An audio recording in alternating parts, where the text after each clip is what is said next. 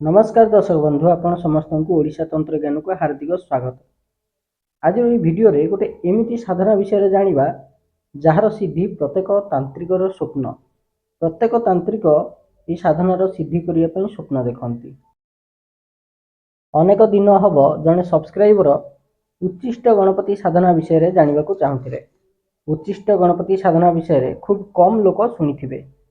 भगवान श्री गणेशंकर तो अनेक स्वरूप विषय आप जानी मु अनेक थर यही चैनल रे कही भगवान श्री गणेशंकर 32टी स्वरूप विषय से स्वरूप मान भितर सबुठारु उग्र स्वरूप हेउची उच्चिष्ट गणपति।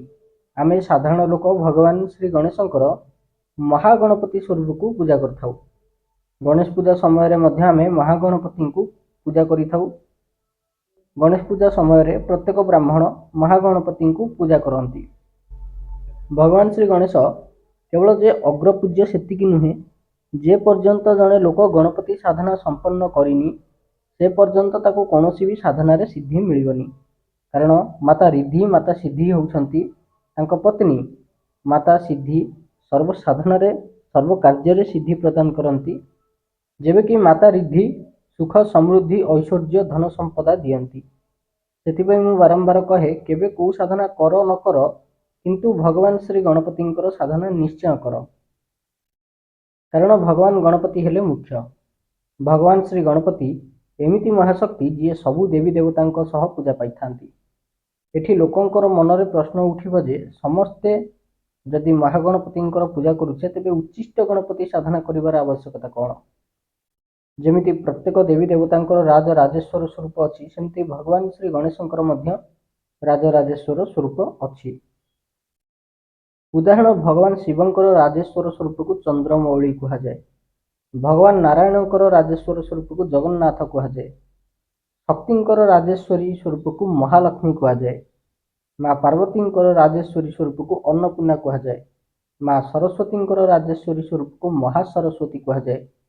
इंद्रंकर राजेश्वर स्वरूप को देवराज कहा जाए। ठीक सेमती गणेश भगवान राजेश्वर स्वरूप को महागणपति कहा जाए। जहाँकर 10टी हाथ 10टी हाथ रे गोटे थरे गदा पद्म शंख चक्र वेद अंकुश वर्षा निधि कलश धरती। ये टोटाल तांकर 10टा हाथ 10टा हाथ रे गोटे हाथ रे गदा गोटे हाथ रे पद्म गोटे हाथ रे शंख गोटे हाथ रे चक्र गोटे हाथ रे वेद गोटे हाथ रे अंकुश गोटे हाथ रे वर्षा आउ गोटे हाथ रे निधि कलश को धरी थांती।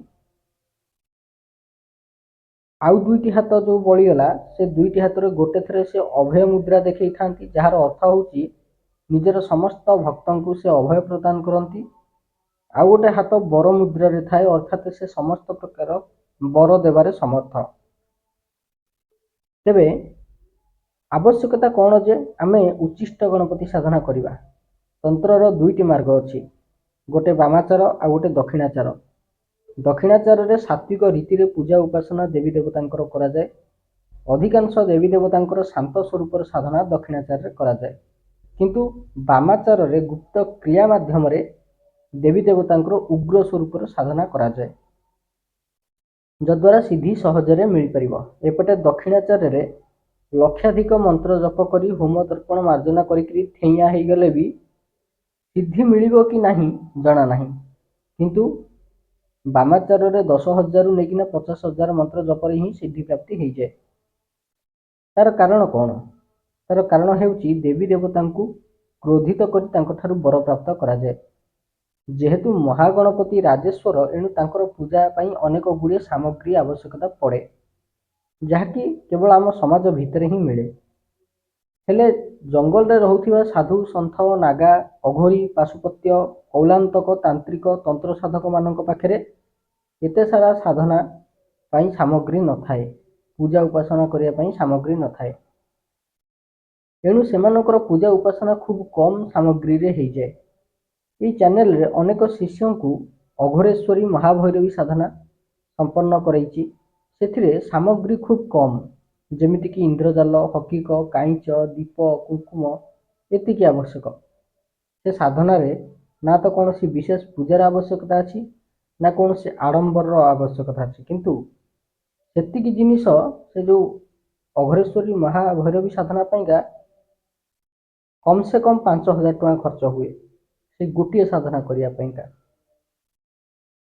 केवल कुंकुम मंडल काटिक दीप लगे मंत्र जप कर। आउ इंटरेस्टिंग कथा हूँ या साधना 2 घंटे सिद्ध हुए।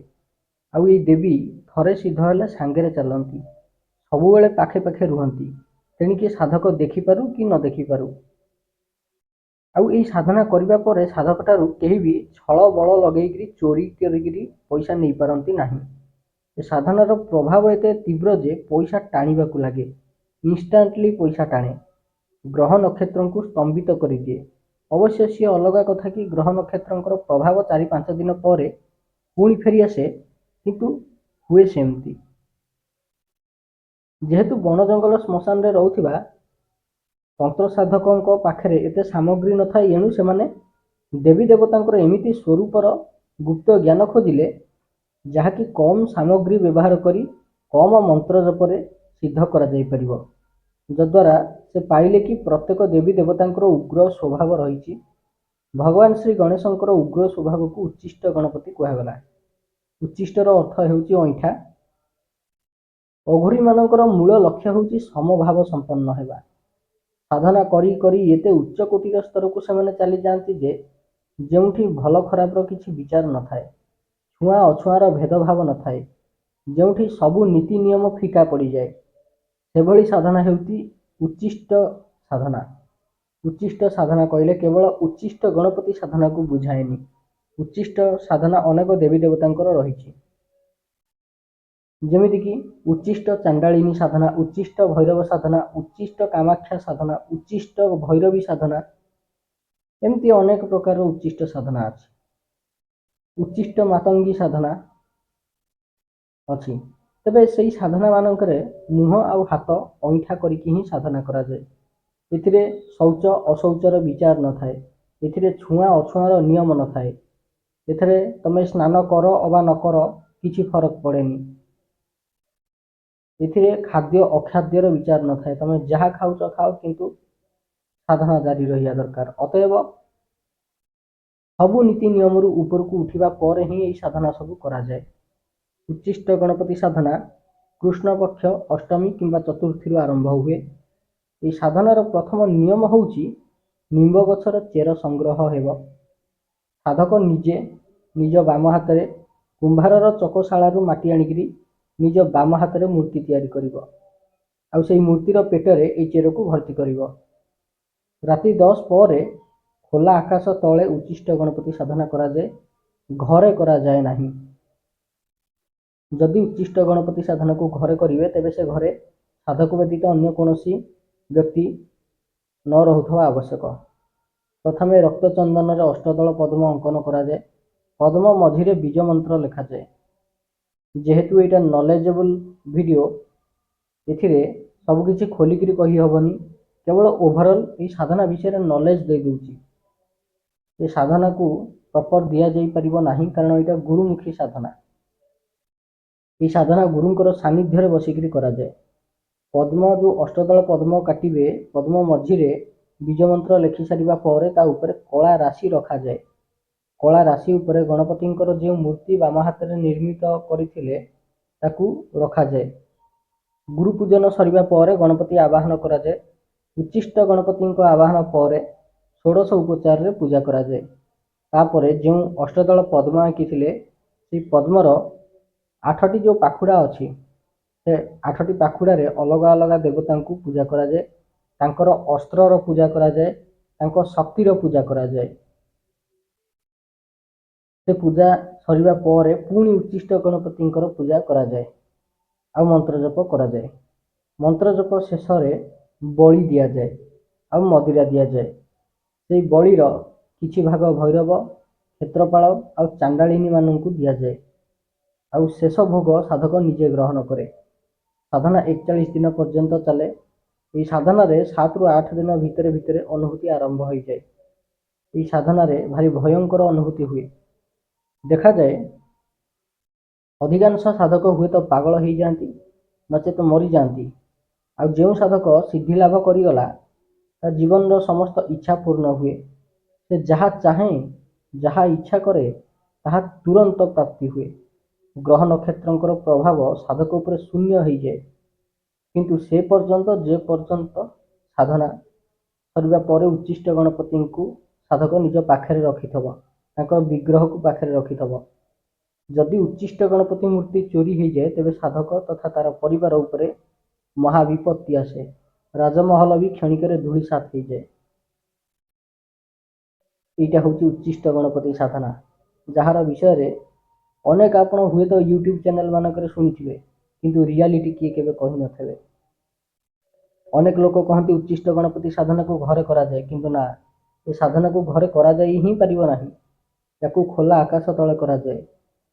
ଆଉ ସାଧକ ରାତାରାତି କୁଆଡ଼େ ଗାୟବ ହୋଇଯାଏ କିଛି ଜଣାପଡ଼େନି ଯଦି ସାଧନାରେ ଭୁଲ ହୁଏ। ଆଉ ଏହି ସାଧନା କରୁଥିବା ସମୟରେ ସାଧକକୁ ଅନେକ ପିଶାଚ ପିଶାଚିନୀ ଶକ୍ତି ସାମ୍ନାରେ ଦର୍ଶନ ଦେଇକରି ସିଦ୍ଧ ପ୍ରାପ୍ତ ହୁଅନ୍ତି। କିନ୍ତୁ ସାଧକ ସେମାନଙ୍କୁ ରଖିବ କି ନ ରଖିବ ସାଧକ ଉପରେ ନିର୍ଭର କରେ। ସେମାନେ ତାଙ୍କ ତରଫରୁ ଆସିକରି ଅନେକ ବର ଯାଚନ୍ତି, କିନ୍ତୁ ଗୋଟିଏ ନିୟମ, ସାଧକ ନିଜର ଆସ୍ଥା ନିଜର ଭକ୍ତି କେବଳ ଭଗବାନ ଶ୍ରୀ ଉଚ୍ଚିଷ୍ଟ ଗଣପତିଙ୍କ ପାଖରେ ହିଁ ସମର୍ପଣ କରିବ, ତେବେ ଯାଇକି ତାକୁ ଉଚ୍ଚିଷ୍ଟ ଗଣପତି ସିଦ୍ଧ ହୁଅନ୍ତି। ଆଉ ଯିଏ ଉଚ୍ଚିଷ୍ଟ ଗଣପତି ସିଦ୍ଧ କରିଥାଏ ତା ପାଇଁ କୌଣସି କାର୍ଯ୍ୟ ଅସମ୍ଭବ ନୁହେଁ। ଏଇ ଯେଉଁ ଉଚ୍ଚିଷ୍ଟ ଗଣପତି ସାଧନାରେ ବିଗ୍ରହ ସିଦ୍ଧ ହୁଏ, ଏ ବିଗ୍ରହକୁ ଯଦି ଆପଣ ଯେଉଁ ସ୍ଥାନରେ ଖାଦ୍ୟଶସ୍ୟ ରଖୁଛନ୍ତି, ଯେଉଁ ଆଗରୁ ଏବେ ତ ରଖାଯାଉନାହିଁ, ପୂର୍ବେ ଗୋଟେ ସ୍ପେସିଫିକ୍ ଏମିତି ଘର ଥିଲା ଯେଉଁଠି ଧାନ ଅମଳ ହୋଇସାରିଲା ପରେ ପେଡ଼ିକିରି ଚାଉଳ ଆଣିକିରି ଚାଉଳ ରଖୁଥିଲେ, କିମ୍ବା ମୁଗ ଡାଲି ବିରି କୋଳଥ ଏଗୁଡ଼ା ସବୁ ରଖୁଥିଲେ। ସେ ଘର ଭିତରେ ଉଚ୍ଚିଷ୍ଟ ଗଣପତିଙ୍କୁ ସ୍ଥାପିତ କରାଯାଉଥିଲା, ଯାଦ୍ୱାରା ଆପଣ ଯେତେ ତା ଭିତରୁ ବାହାର କଲେ ବି ଖାଦ୍ୟଶସ୍ୟ ସେ କେବେ ବି ସମାପ୍ତ ହୁଏନି। ଆଉ ଉଚ୍ଚିଷ୍ଟ ଗଣପତି ସାଧନା କରିକିରି ଆଗ କାଳରେ ଲୋକ ବଡ଼ ଲୋକ ଏମିତି ହିଁ ହେଉଥିଲେ। ସେମାନେ ଖାଦ୍ୟଶସ୍ୟ ଆଣିକି ରଖନ୍ତି, ଉଚ୍ଚିଷ୍ଟ ଗଣପତି ସାଧନା କରିକିରି ସେ ବିଗ୍ରହକୁ ଘର ଭିତରେ ରଖନ୍ତି। ଆଉ ସେ ଘର ହିଁ ସ୍ୱୟଂ ଅକ୍ଷୟପାତ୍ର ବନିଯାଏ, ଅର୍ଥାତ୍ କେବେ ବି କ୍ଷୟ ହେଉନଥିବା ପାତ୍ର ବନିଯାଏ। ତା ଭିତରୁ ଯେତେ ଖାଦ୍ୟଶସ୍ୟ ବାହାର କଲେ ବି ତାହା କେବେ ଶେଷ ହୁଏନି। ଏ ଚମତ୍କାର ଆଜିକା ସମୟରେ କେତେ ଦୂର ସମ୍ଭବ ହେତୁବାଦୀ ମାନଙ୍କର ମୁଣ୍ଡ ପାଇବନି, କିନ୍ତୁ ବାସ୍ତବରେ ଏ କାମ ଆଗରୁ ହେଉଥିଲା, ଏବେ ବି କେହି କେହି କରୁଛନ୍ତି। କିନ୍ତୁ ସତ କହିବାକୁ ଗଲେ ଉଚ୍ଚିଷ୍ଟ ଗଣପତିଙ୍କର ସେ ଯେଉଁ ଲେବୁଲର ସାଧନା, ଯାହାଦ୍ୱାରା ଅକ୍ଷୟ ପାତ୍ର ବି ପ୍ରାପ୍ତି ହୋଇଯାଏ, ତାହା ଆଜିକା ସମୟରେ ବିଲୁପ୍ତ। ହୁଏତ କୌଣସି ନା କୌଣସି ଗୁରୁ ପରମ୍ପରାରେ ଥିବ, କିନ୍ତୁ ତାହା ଯେ ଆଉ ପୁଣି ଥରେ ଲୋକଲୋଚନକୁ ଆସିପାରିବ ଏଇଟା କାହିଁ ସହଜ ଲାଗୁନାହିଁ କିମ୍ବା ସମ୍ଭବ ପରି ମନେ ହେଉନି। ତେବେ ଆଜି ପାଇଁ ଭିଡ଼ିଓଟି ଏତିକି। ଆଶା କରୁଛି ଆପଣଙ୍କୁ ଭିଡ଼ିଓଟି ଭଲ ଲାଗିଥିବ। ଏହି ଭିଡ଼ିଓ ଦେଖିବା ପରେ ଆପଣଙ୍କର ଯଦି ସାଧନାରେ ମନ ବଳେ କିମ୍ବା ଆପଣ ଚାହାନ୍ତି ସାଧନା ଦିଗରେ ପାଦ ଦେବା ପାଇଁ, ସାଧନା ତନ୍ତ୍ର ସାଧନା ତନ୍ତ୍ର ମାର୍ଗ ବିଷୟରେ ଅନେକ କିଛି ଜାଣିବା ପାଇଁ, ତେବେ ଆପଣ ଆମ ଚ୍ୟାନେଲ୍ ଓଡ଼ିଶା ତନ୍ତ୍ରଜ୍ଞାନକୁ ନିହାତି ସବସ୍କ୍ରାଇବ୍ କରନ୍ତୁ। ଧନ୍ୟବାଦ।